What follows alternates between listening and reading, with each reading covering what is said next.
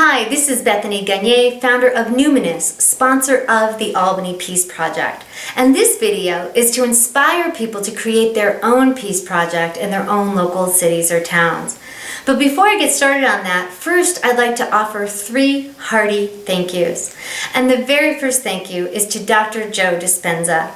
Dr. Joe, thank you so much for lending your talent, your time, your wisdom to the Albany Peace Project.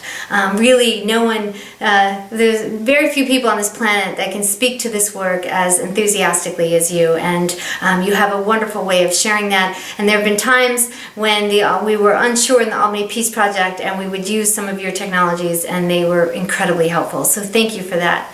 Also, a thank you to the Institute of HeartMath, which I can vouch is an organization that moves very well into the world from the heart.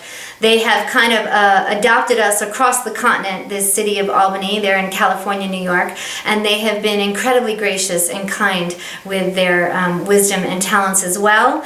And I'm just so excited about their new work in social coherence and the magnometers that they've placed around the globe to measure changes in consciousness. Just so thrilled and pleased to be watching that all evolve as well.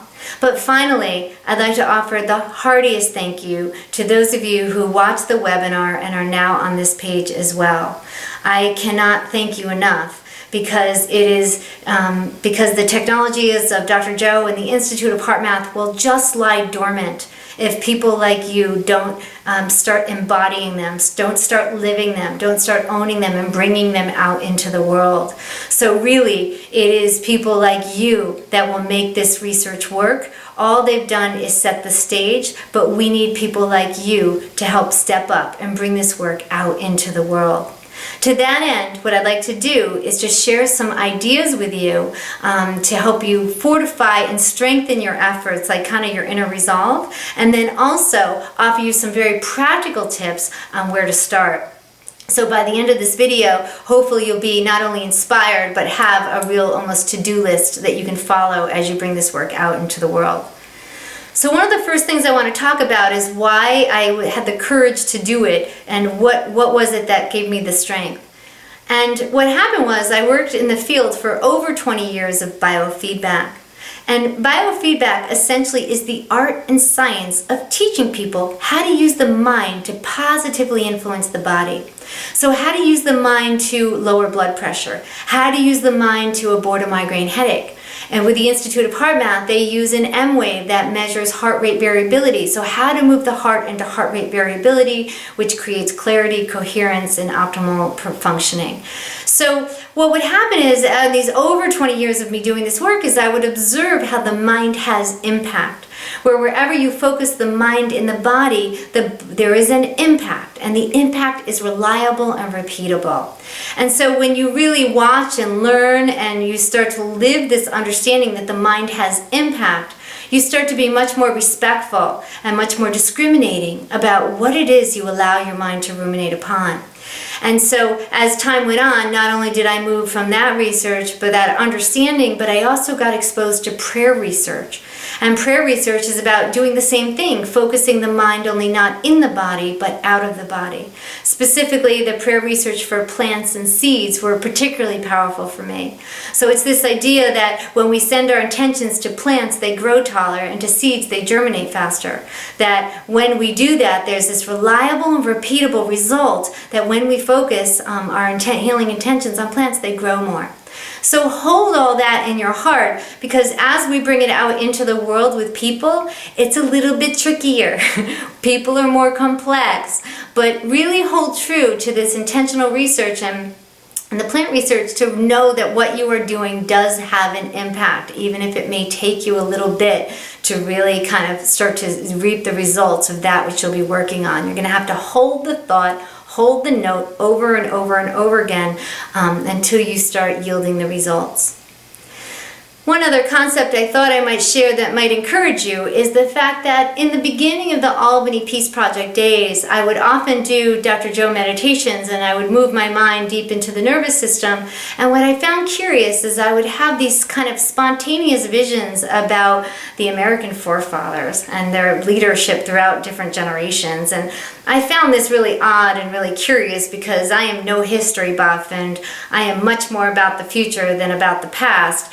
And so I knew that when I was kind of observing these conversations among these American leaders, I knew I should pay attention. And what I found is as I was paying attention, I started noticing that they were discussing this great concept of democracy. This idea that each one of us it was self-evident that each one of us was considered equal. And what came to mind also was the conversation that Abraham Lincoln had in the movie Lincoln when he talks about Euclid's first common notion. And Euclid's first common notion states that things which are equal to the same things are equal to each other. Things that are equal to the same things are equal to each other. And what I felt was being shown to me was that in the quantum field, in this world of the etheric, that we are all equal. We are all have equal birthrights, and our votes are all considered valid and equal. And this idea that maybe in the temporal world that resources are unevenly distributed, say the wealth, the power, the money, water, food resources, they may be distributed unequally, but in the quantum field, on the level of the etheric, we are all equal. We are all one, and that our vote matters. But the challenge is, what's happened is no one taught us that our vote counts. And so how important it was for us to be educated about our birthright, about who we are on a larger level, and that how important it was for each of us to step up and vote. It's become very clear to me over time as I've really pondered these big questions and I've watched the news and I watch people crumble at the news and all of these things that really this whole kind of quote scariness in the news is really not about an increase in darkness. What I really believe is that it's due to an absence of light, that we are actually not invoking enough light. And that there are too many people who would prefer to have peace, but they're not really kind of owning it and taking a stand for it in their own hearts. And so we're not able to have that kind of influence in the field. And so the goal of the Albany Peace Project is to kind of educate people, to let them know about how they can be the hero, they can invoke the hero within, to vote with their hearts, to see more of what they'd like to see in the world. And so that's become our motto, is vote with your heart to see more of what you want to see in your world, and that your heart vote matters, and it is important that you do vote. That to just kind of sit around and watch the news and feel victimized and powerless is not going to help at all. That means that you will be creating by default and not creating by intention. And so how important it is for all of us to step up. And so I just hope that those ideas, they're very inspirational. They kind of help you work with them to help you stay the course as you kind of go out into the world and get some feedback and help you kind of keep moving forward to hit the same note going forward into this work. So now, moving on to some very practical tools, some to-do lists. First of all, I'd suggest that you reach out to the organizations in your city. And one of the first organizations I suggest you reach out to is to your Unity Church or your Unitarian Church. Those are communities that are much more predisposed to be interested in this type of work, especially unities. Unities are called unities. They get the whole idea of oneness, that we're all connected on this field. And so you will probably find by going there immediately a group of like-minded individuals who will support you in your endeavor. Next, I would suggest you reach out to interfaith groups, because a lot of world violence is due to the fact that religions are intolerant of each other. And so interfaith groups really get it, how important it is for people of different faith to come together and to pray together, and how symbolic that is for quelling global violence, how important that is. Certainly the Albany Peace Project was put together with this understanding that all faiths will never agree on doctrine, but we can agree to come together to use our healing intentions to eliminate human suffering. We can do that right now.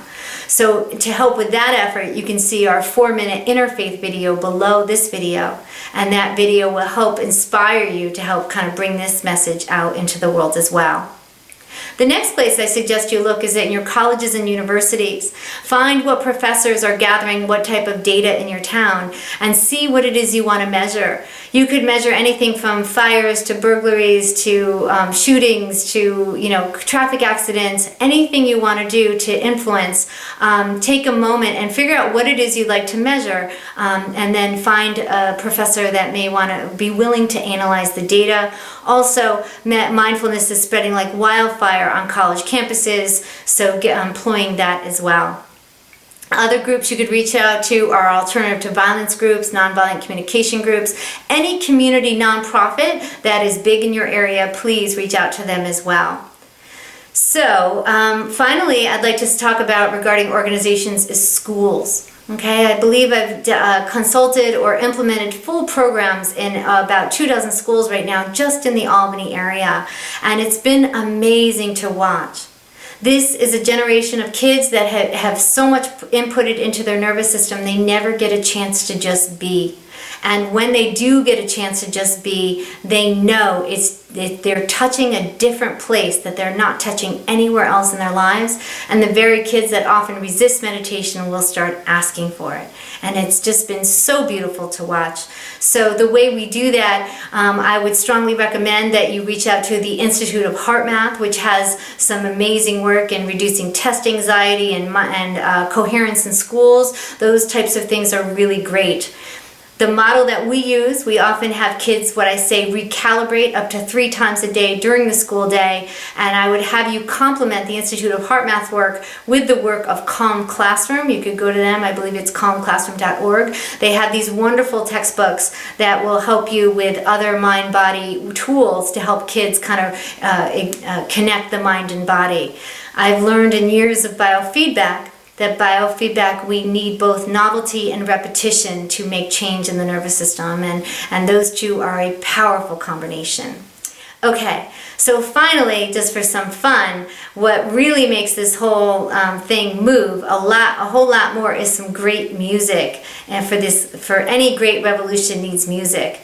We've been calling this a quantum revolution based on the work of Dr. Michael Wayne. And so for this quantum revolution, some great music is in order. And to that end, we have collaborated with Mark Shepard, who is a self-proclaimed compulsive singer-songwriter. And we've written the theme song called Be the Change, which you can see in the video below this video as well. But I encourage you to not stop there. Mark is an amazing songwriter. He has a song for just about anything you've ever thought of. And he not only that, he is a Posse Award winner, which basically means that he has won an award for the positive music genre, and all of his themes perfectly, wonderfully dovetail into this type of work. So I strongly recommend that you check out Mark Shepard's website.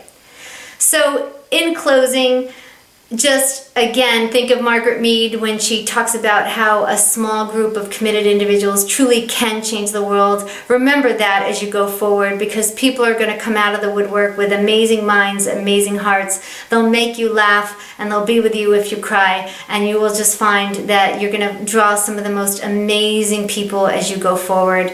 And if you ever get intimidated by the news, think of the quote by Viktor Frankl, Victor Hugo, who has always encouraged me. He says, all the forces in the world are not so powerful as an idea whose time has come. This idea has come into this time, and we are so blessed. I have often felt as though I've been given the cheat sheet for being a visionary, because people like Nelson Mandela, Martin Luther King, Gandhi, they didn't have the benefit of intentional research. They just had disciplined minds where they hit the same note over and over and over again. And I often wondered, how did they do it without the knowledge of intentional research? But we've been given that amazing gift. If we get steeped in this research, this work of Dr. Joe, the Institute of Heart Math, prayer research, Dr. Larry Dossey's work, if we get steeped in this work, then we have the confidence to move forward and to hold the note and to keep our visions and invoke the hero within to change the world. And I guarantee you that if you continue to walk this path, some of the most amazing opportunities will come your way, and you will just feel so blessed and so honored that all you will want to do is to keep going and continue going forward. So I'm looking forward to hearing about your amazing stories. We're also going to be putting together a website, the Global Peaceful Cities Project. We're going to be raising money for that now because we definitely are finding that we need it. There's a fundability page. We would love it if you'd consider donating for that as well. Also, we're going to be making the certification meditation leader training available online, and that will teach you about our protocol for the Peace Project, why we do what we do in our protocol. That will help you as there. Down the road, we could have some media kits, some texting that would help you. It's very helpful, the wording, those types of skills that we can offer down the road to help accelerate your efforts, and we'd be available for hourly consultation as well. So thank you so much. I'm so looking forward to hearing from you, and I wish you the absolute best. So Godspeed, and I'll hear from you soon. Bye-bye.